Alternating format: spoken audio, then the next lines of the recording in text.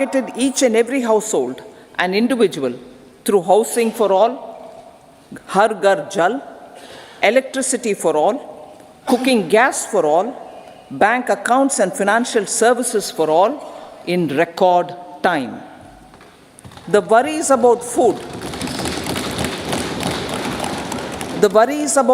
have been eliminated through free ration for 80 crore people.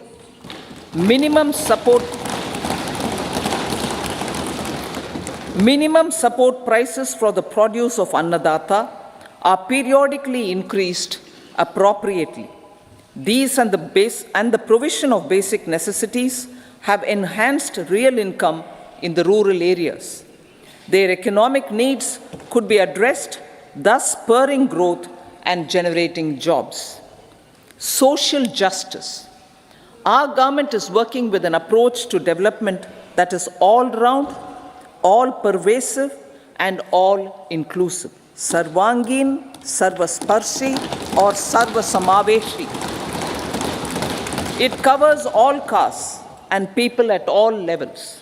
We are working to make India a Vikasit Bharat by 2047. For achieving that goal, we need to improve people's capability and empower them. Previously, social justice was mostly a political slogan. For our government, social justice is an effective and necessary governance model. The saturation approach of covering all eligible people is the true and comprehensive achievement of social justice.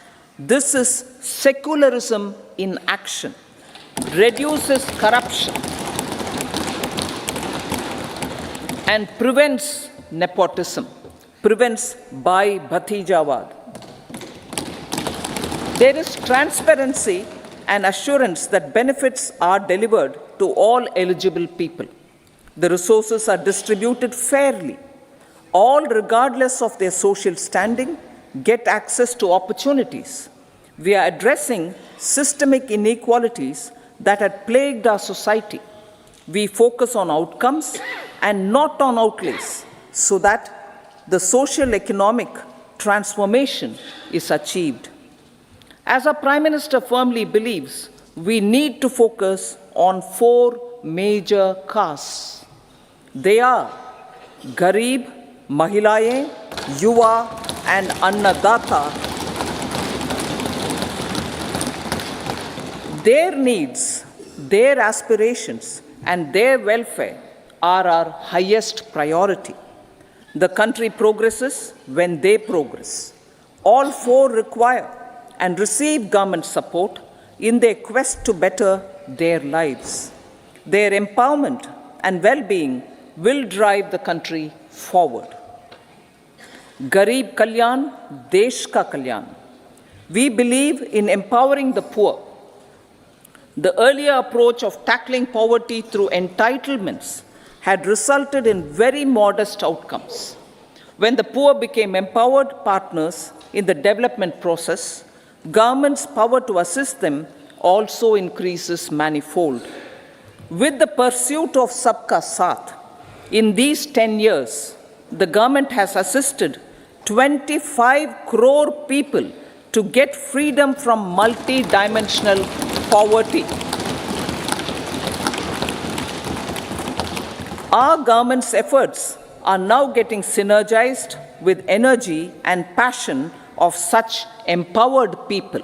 This is truly elevating them from poverty.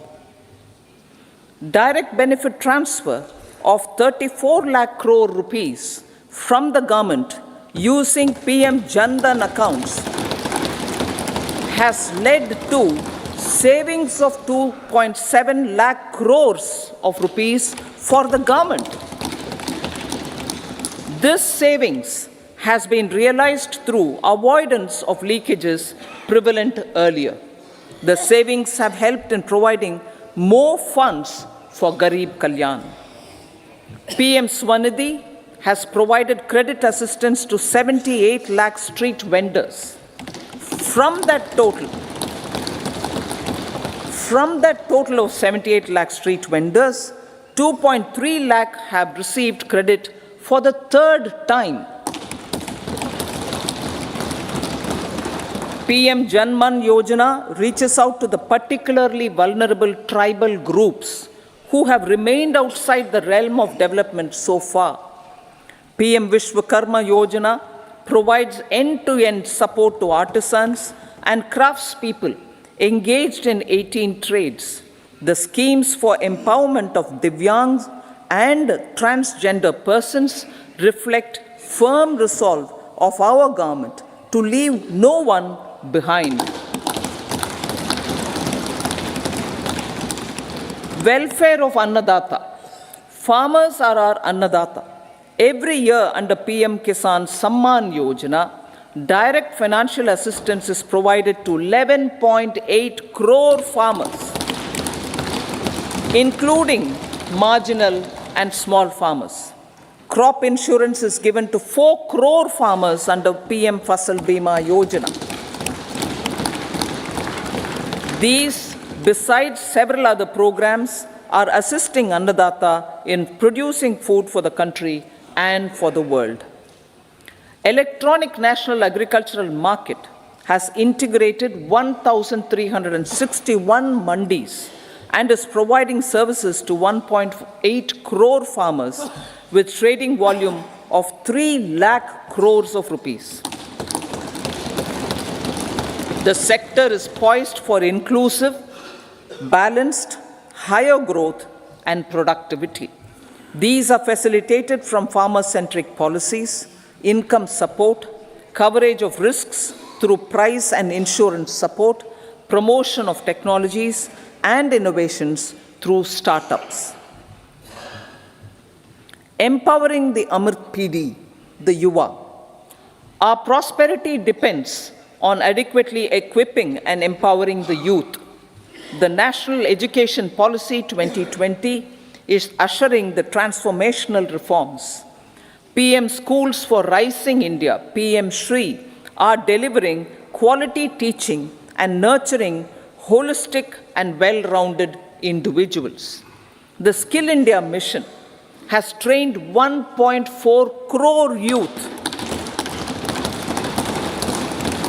upskilled and reskilled 54 lakh youth, and established 3,000 new ITIs.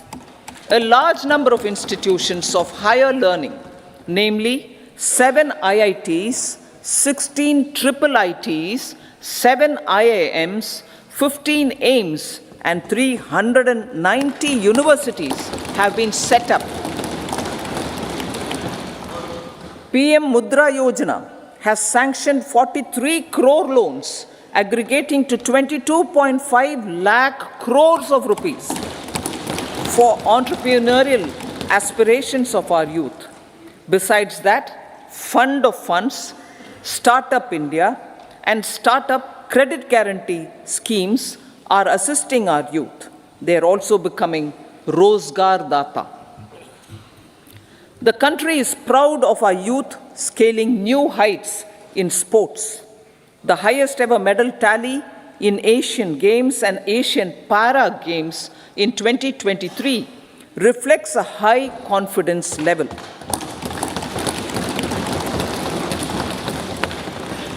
Chess prodigy and our #1 ranked player Pragnananda put up a stiff fight against the reigning world champion Magnus Carlsen in 2023. Today, India has over 80 chess grandmasters compared to little over 20 in 2010. Momentum for Nari Shakti. The empowerment of women through entrepreneurship, ease of living, and dignity for them has gained momentum in these 10 years. 30 crore Mudra Yojana loans have been given to women entrepreneurs. Female enrollment in higher education has gone up by 28% in 10 years. In STEM courses, girls and women constitute 43% of enrollment, one of the highest in the world. All these measures are getting reflected in the increasing participation of women in workforce, making triple talaq illegal, reservation of 1/3 seats for women in the Lok Sabha and state assemblies,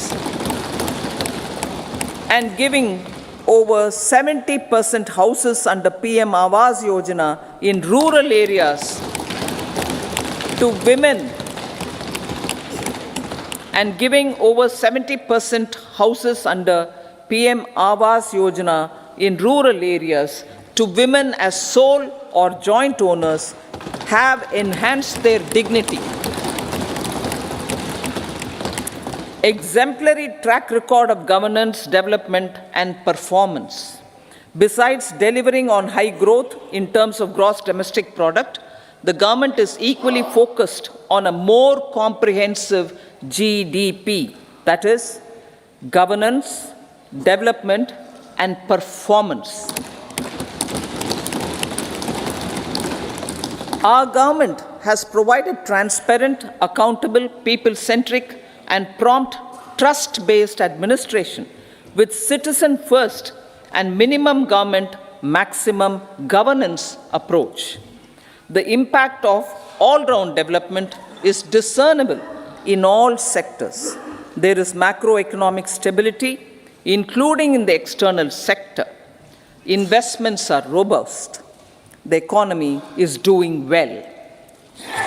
People are living better and earning better, with even greater aspirations for future. Average real income of the people has increased by 50%. Inflation is moderate.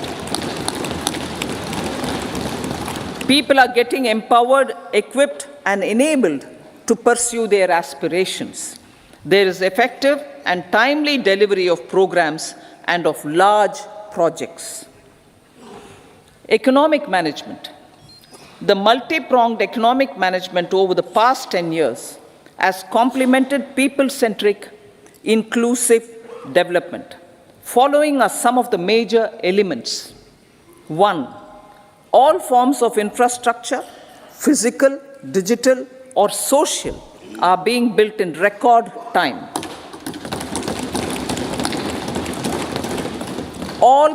Number 2, all parts of the country are becoming active participants in economic growth. Number 3, digital public infrastructure, a new factor of production as if in the 21st century, is instrumental in formalization of the economy. Number 4, goods and services tax has enabled one nation, one market, one tax. Tax reforms have led to deepening and widening of tax base. Number 5, strengthening of the financial sector has helped in making savings, credit, and investments more efficient. Number 6, GIFT, IFSC, and the Unified Regulatory Authority, IFSCA, are creating a robust gateway for global capital and financial services for the economy. Number 7, proactive inflation management has helped keep inflation within the policy band. Now, the global context, Honorable Speaker, sir. Geopolitically, global affairs are becoming more complex and challenging with wars and conflicts. Globalization is being redefined with reshoring and friendshoring, disruption and fragmentation of supply chains, and competition for critical minerals and technologies. A new world order is emerging after the COVID pandemic. India assumed the G20 presidency during very difficult times for the world. The global economy was going through high inflation, high interest rates, low growth, very high public debt, low trade growth, and climate changes. The pandemic has led to a crisis of food, fertilizer, fuel, and finances for the world, while India successfully navigated its way. The country showed the way forward and built consensus on solutions for those global problems. The recently announced India-Middle East-Europe economic corridor is a strategic and economic game changer for India and others. In the words of Honorable Prime Minister, the corridor, and I quote, will become the basis of world trade for hundreds of years to come, and history will remember that this corridor was initiated on Indian soil, unquote. Vision for Vikasit Bharat. Our vision for Vikasit Bharat is that of prosperous Bharat in harmony with nature, with modern infrastructure, and providing opportunities for all citizens and all regions to reach their potential. With confidence arising from strong and exemplary track record of performance and progress, earning Sabka Vishwas, the next 5 years will be years of unprecedented development and golden moments to realize the dream of developed India by 2047.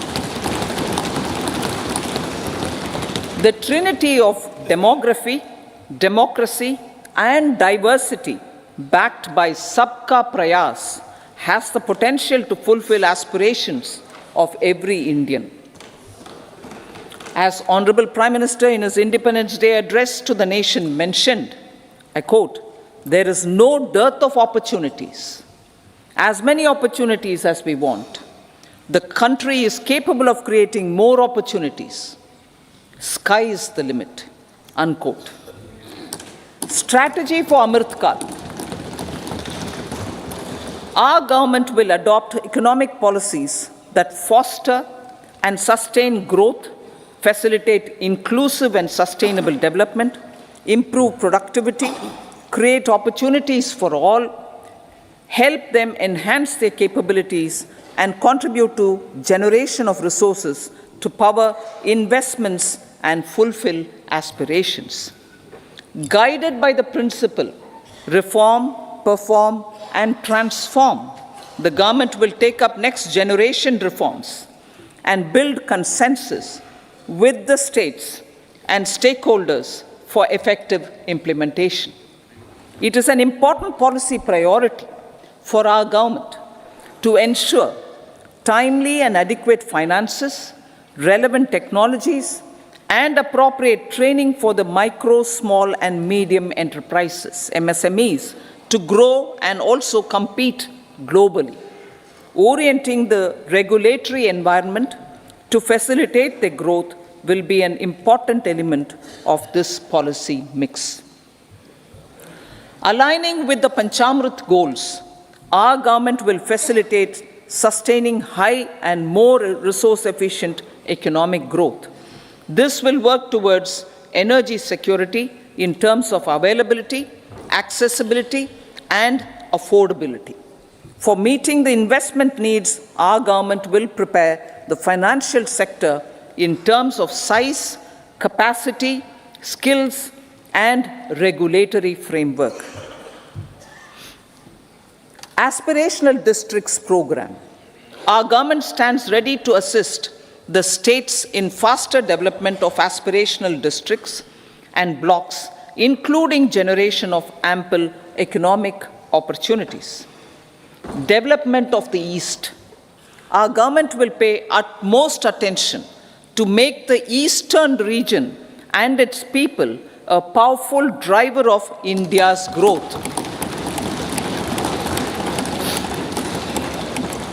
PM Awas Yojana Gramin. Despite the challenges due to COVID, implementation of PM Awas Yojana Gramin continued, and we are close to achieving the target of 3 crore houses. 2 crore more houses will be taken up in the next 5 years to meet the requirement arising from increase in the number of families. Rooftop solarization and Muft Bijli. Through rooftop solarization, 1 crore households will be enabled to obtain up to 300 units free electricity every month. This scheme follows the resolve of Honorable Prime Minister on the historic day of consecration of Sri Ram Mandir in Ayodhya. Following benefits are expected. Savings up to 15 to 18,000 rupees annually for households from free solar electricity and selling the surplus to the distribution companies. Charging of electric vehicles.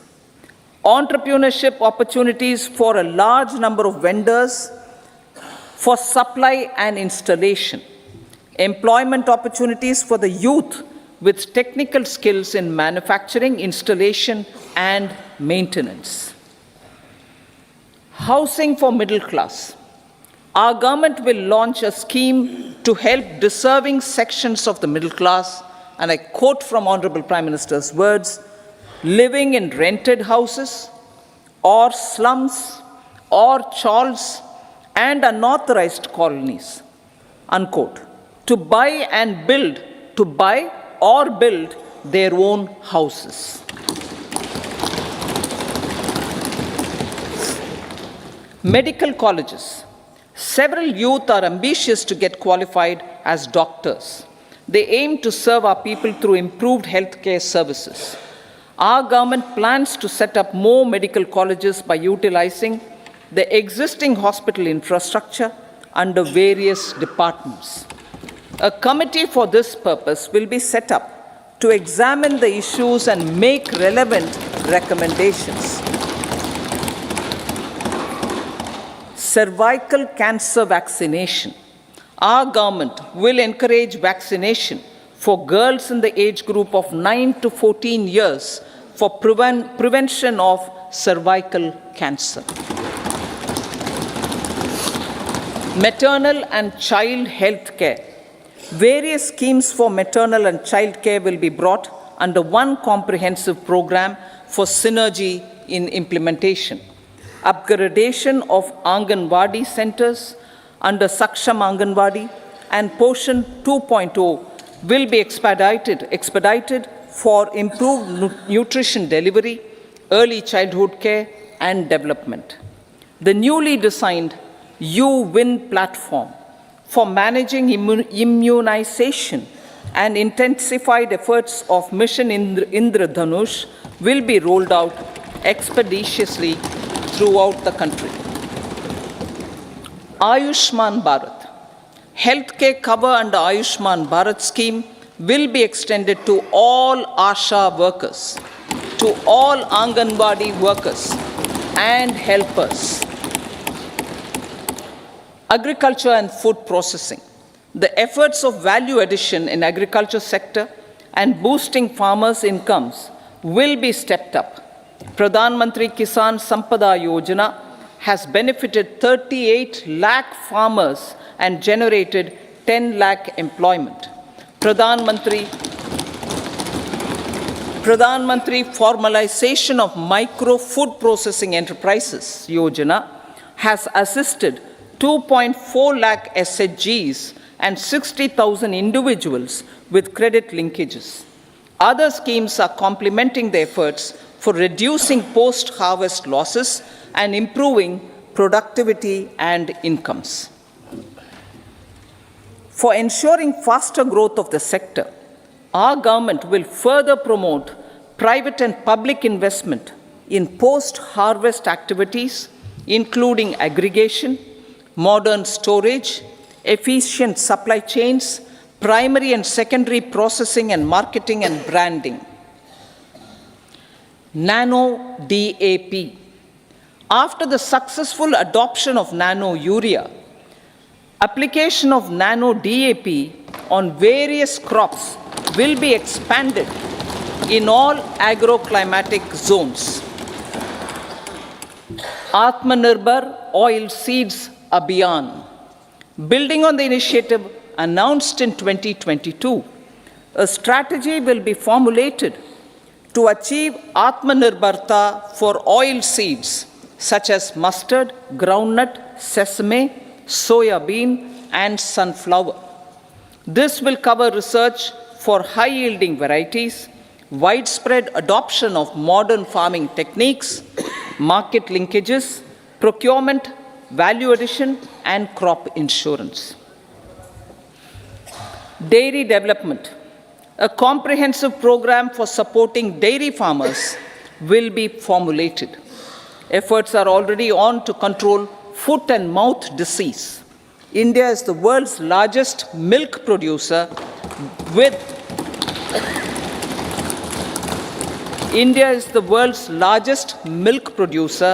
but with low productivity of milch animals. The program will be built on the success of existing schemes such as Rashtriya Gokul Mission, National Livestock Mission, and infrastructure development funds for dairy processing and animal husbandry. Matsya Sampada.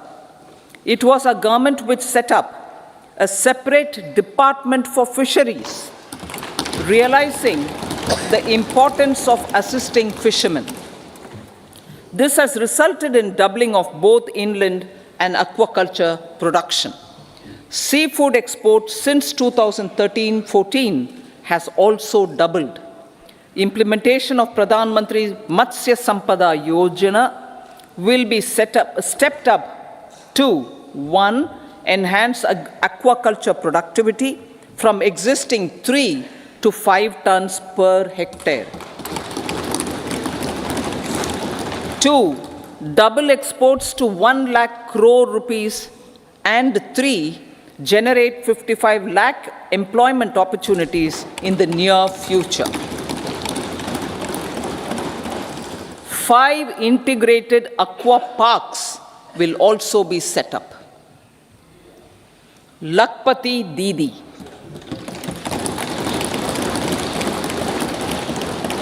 83 lakh SHGs.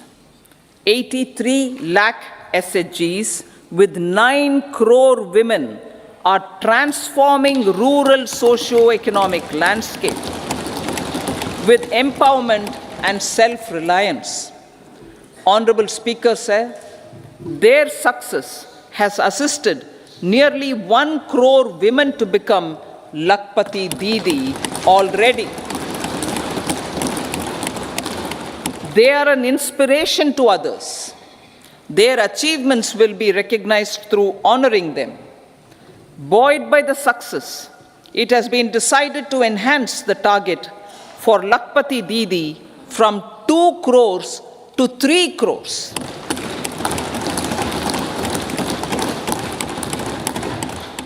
Technological changes, new age technologies and data are changing the lives of people and businesses. They are also enabling new economic opportunities and facilitating provision of high-quality services at affordable prices for all, including those at the bottom of the pyramid. Opportunities for India at the global level are expanding. India is showing solutions through innovation and entrepreneurship of its people. Research and innovation for catalyzing growth, employment, and development. Prime Minister Lal Bahadur Shastri gave the slogan of Jai Jawan, Jai Kisan. Prime Minister Atal Bihari Vajpayee ji, made that Jai Jawan, Jai Kisan, Jai Vigyan. Prime Minister Modi has furthered that to Jai Jawan, Jai Kisan, Jai Vigyan, and Jai Anusandhan, as innovation is the foundation of development. For our tech-savvy youth, this will be a golden era. A corpus of 1 lakh crore rupees will be established with 50-year interest-free loan provided. The corpus will provide long-term financing or refinancing with long tenors and low and or nil, I repeat that sentence, the corpus will provide long-term financing or refinancing with long tenors and low or nil interest rates. This will encourage the private sector to scale up research and innovation significantly in sunrise domains. We need to have programs that combine the powers of our youth and technology. A new scheme will be launched for strengthening deep tech technologies for defense purposes and expediting Atmanirbharta. Infrastructure development.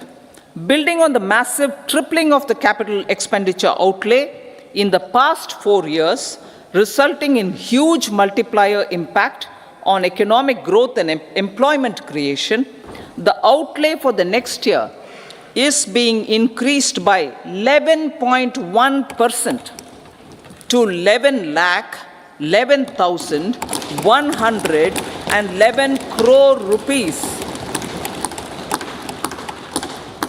This would be 3.4% of our GDP. Railways. 3 major economic railway corridor programs will be implemented. These are energy, mineral, and cement corridor. Number 2, port connectivity corridors. And number 3, high traffic density corridors. The projects have been identified under the PM Gati Shakti for enabling multimodal connectivity. They will improve logistics efficiency and reduce cost. The resultant decongestion of the high traffic corridors will also help in improving operations of passenger trains, resulting in safety and higher travel speed for passengers. Together with dedicated freight corridors, these 3 economic corridor programs will accelerate our GDP growth and reduce logistic costs.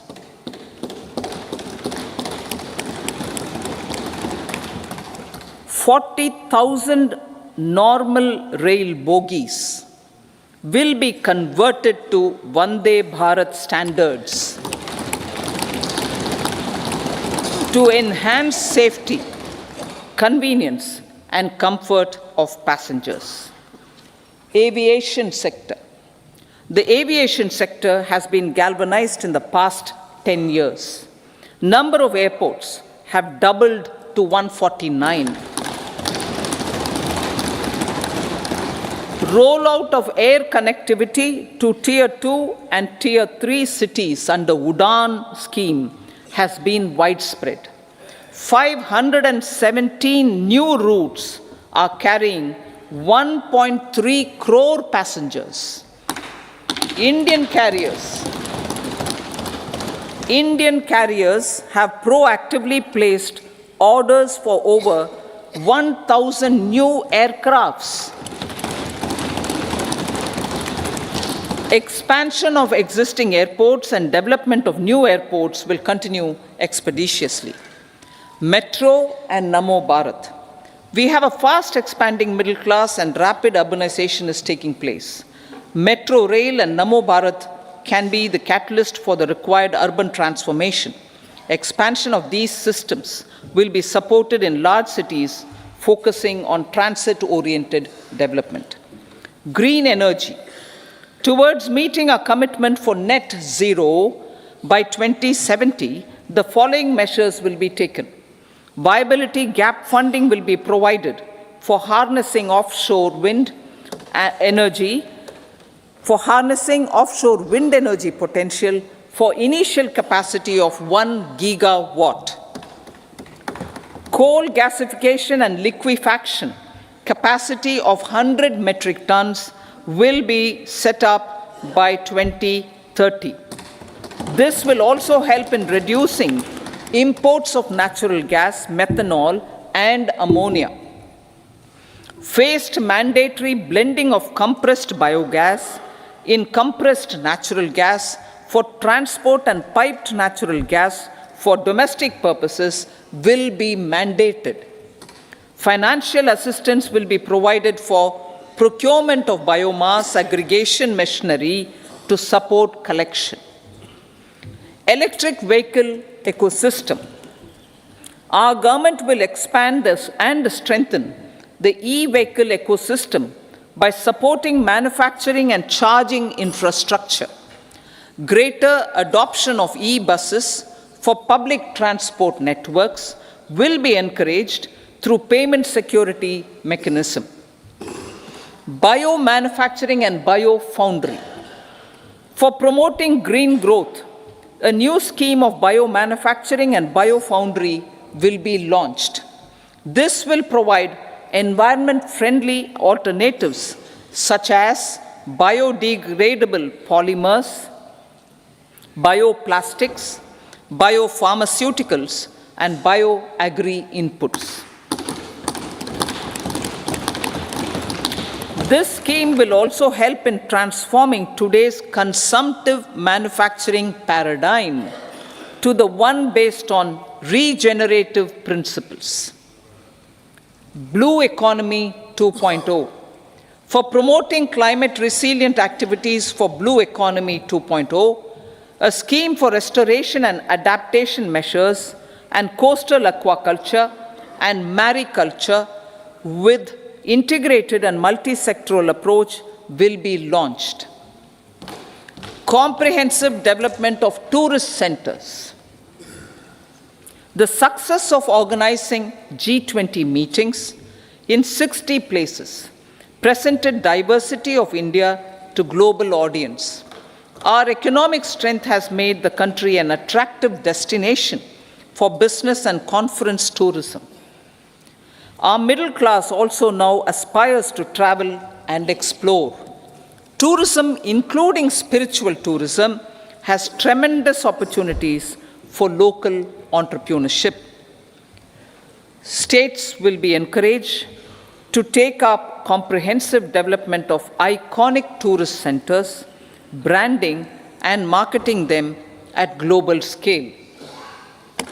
A framework for rating of the centers based on quality of facilities and services will be established.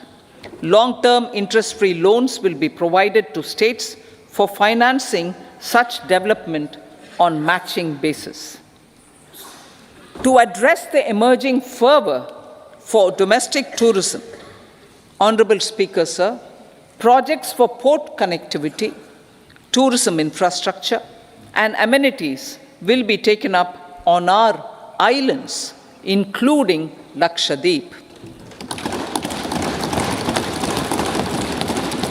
This will help in generating employment also. Promoting investments. The FDI inflow during 2014 to 23 was $596 billion, marking a golden era. That is twice the inflow during 2005 to 14. For encouraging sustained foreign investment, we are negotiating bilateral investment treaties with our foreign partners in the spirit of First Develop India. FDI is First Develop India. Reforms in the states for Vikasit Bharat. Many growth and development enabling reforms are needed in the states for realizing the vision of Vikasit Bharat. A provision of 75,000 crore rupees as 50-year interest-free loan is proposed this year to support those milestone-linked reforms by the state governments. Societal changes. The government will form a high-powered committee for an extensive consideration of the challenges arising from fast population growth and demographic changes. The committee will be mandated to make recommendations for addressing these challenges comprehensively in relation to the goal of Vikasit Bharat. Amrit Kal as Kartavya Kal. Our government stands committed to strengthening and expanding the economy with high growth and to create conditions for people to realize their aspirations. Honorable Prime Minister, in his Independence Day address to the nation in the 75th year of our Republic, said, and I quote, "We commit ourselves to national development with new inspirations, new consciousness, new resolutions as the country opens up immense possibilities and opportunities. It is our Kartavya Kal." Unquote. Every challenge of the pre-2014 era was overcome through our economic management and our governance. These have placed the country on a resolute path of sustained high growth. This has been possible through right policies, true intentions, and appropriate decisions. In the full budget in July, Honorable Speaker, our government will present a detailed roadmap for our pursuit of Vikasit Bharat.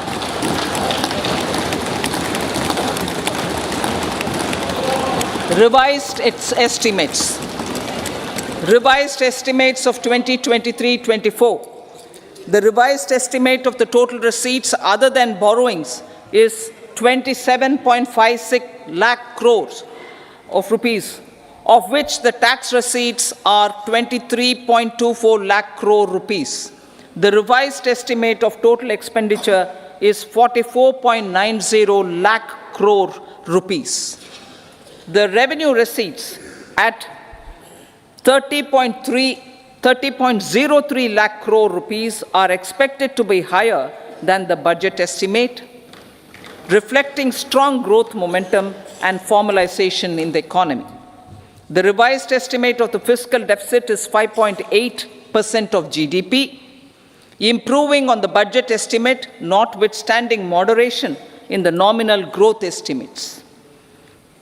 Budget estimates for 2024-25. Coming to the year 2024-25, the total receipts other than borrowings and total expenditure are estimated at 30.80 and 47.66 lakh crore rupees respectively. The tax receipts are estimated at 26.02 lakh crore rupees. The scheme of 50-year interest-free loan for capital expenditure to states will be continued this year with an outlay of 1.3 lakh crore rupees. We continue on the path of fiscal consolidation, as announced in my budget speech of 2021-22, to reduce fiscal deficit below 4.5% by 25-26. The fiscal deficit in 2024-25 is estimated to be 5.1% of GDP, adhering to that path. So the gross and net market borrowings through dated securities during 24-25 are estimated at 14.13 lakh crore rupees and 11.75 lakh crore respectively. Both will be less than that in 23-24. Now that the private investments are happening at scale, the lower borrowings by the central government will facilitate larger availability of credit for the private sector. Vote on account. I'll be seeking vote on account approval of the Parliament through the appropriation bill for a part of the financial year 2024-25. I will now move to Part B.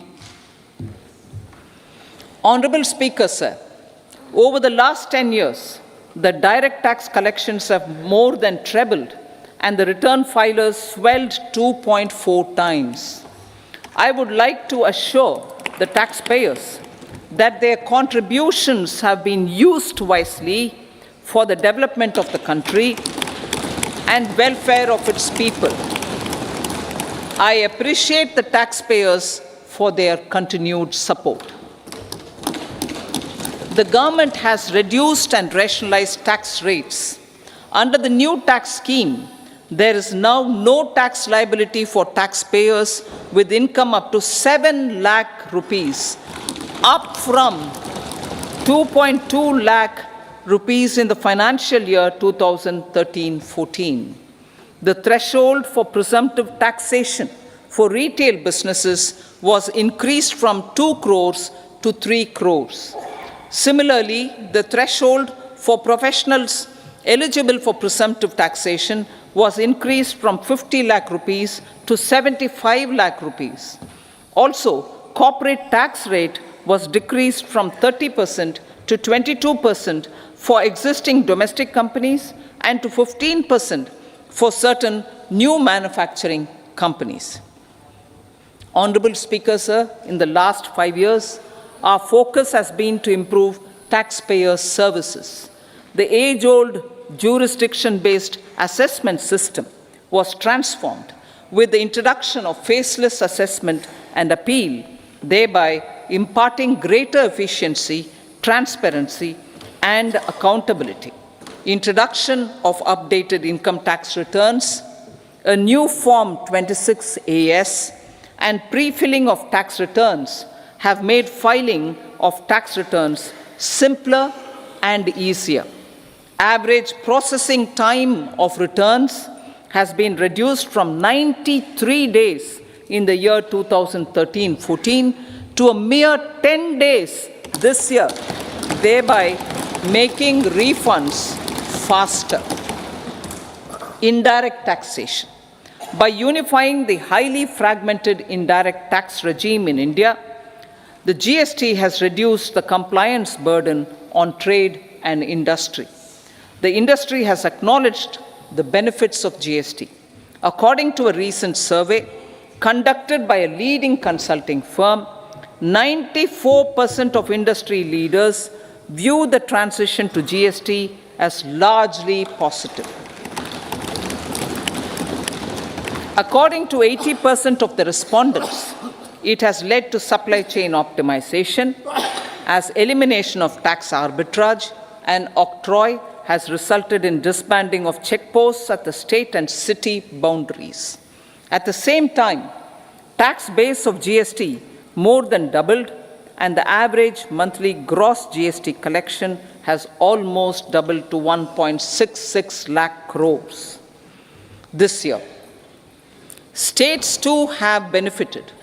States' SGST revenue, including compensation released to states in the post-GST period of 2017-18 to 2022-23, has achieved a buoyancy of 1.22. In contrast, the tax buoyancy of state revenues from subsumed taxes in the pre-GST 4-year period of 2012-13 to 2015-16 was a mere 0.72.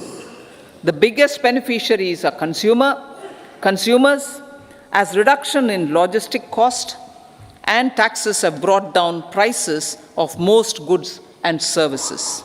We have taken a number of steps in customs to facilitate international trade.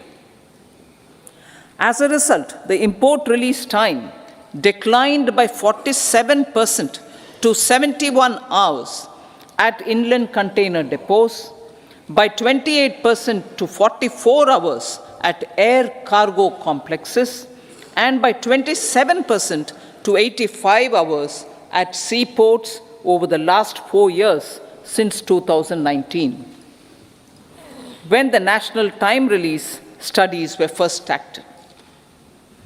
Tax proposals. As for tax proposals, in keeping with the convention, I do not propose to make any changes relating to taxation and propose to retain the same tax rates for direct and indirect taxes, including import duties. However, certain tax benefits to startups and investments made by sovereign wealth or pension funds, as also tax exemption on certain income of some IFSC units, are expiring on 31/3/2024. To provide continuity in taxation, I propose to extend the date to 31/3/2025. Moreover, in line with our government's vision to improve ease of living and ease of doing business, I wish to make an announcement to improve taxpayers' services. There are a large number of petty, non-verified, non-reconciled or disputed direct tax demands, many of them dating as far back as 1962, which continue to remain on the books, causing anxiety to honest taxpayers and hindering refunds of subsequent years.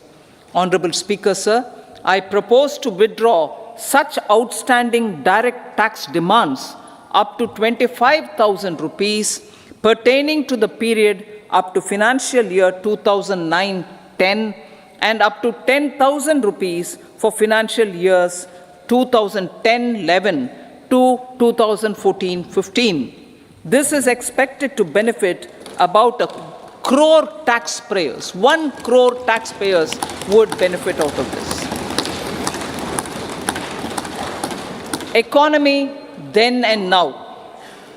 In 2014, when our government assumed the reins, the responsibility to mend the economy step by step and to put the governance systems in order was enormous. The need of the hour was to give hope to the people, to attract investments, and to build support for the much-needed reforms.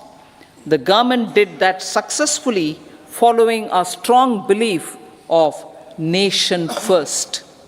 The crisis of those years has been overcome, and the economy has been put firmly on a high, sustainable growth path with all-round development. It is now appropriate to look at where we were then. I repeat, it is now appropriate to look at where we were then till 2014 and where we are now, only for the purpose of drawing lessons from the mismanagement of those years. The government will lay a white paper on table of the House.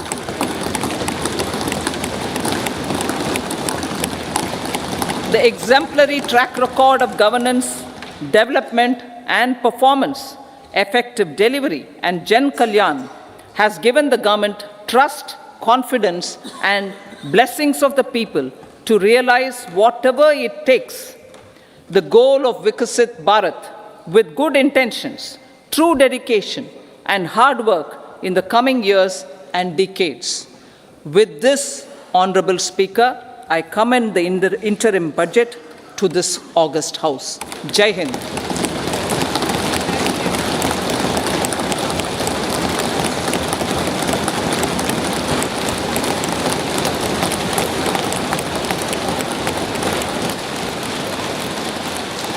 Item number 2 Shrimati Nirmala Sitharaman जी।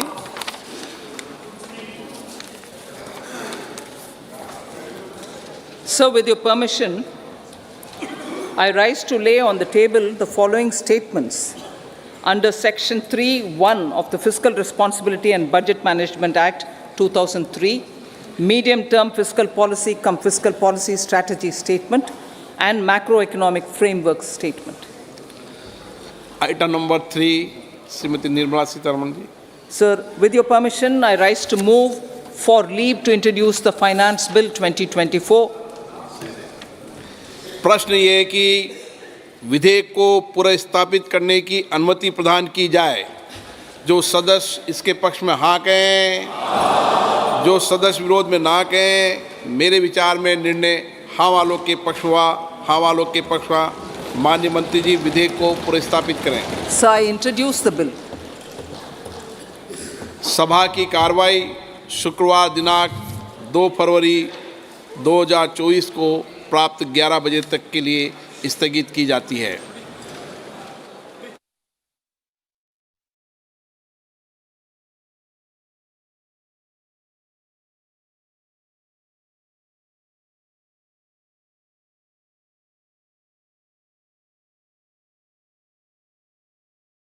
द्रौपदी मुर्मू परिसर में अंदर हैं।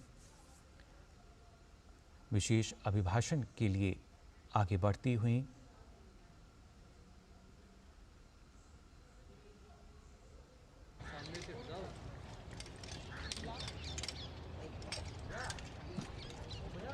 राष्ट्रपति, उपराष्ट्रपति, प्रधानमंत्री और लोकसभा अध्यक्ष। राष्ट्रीय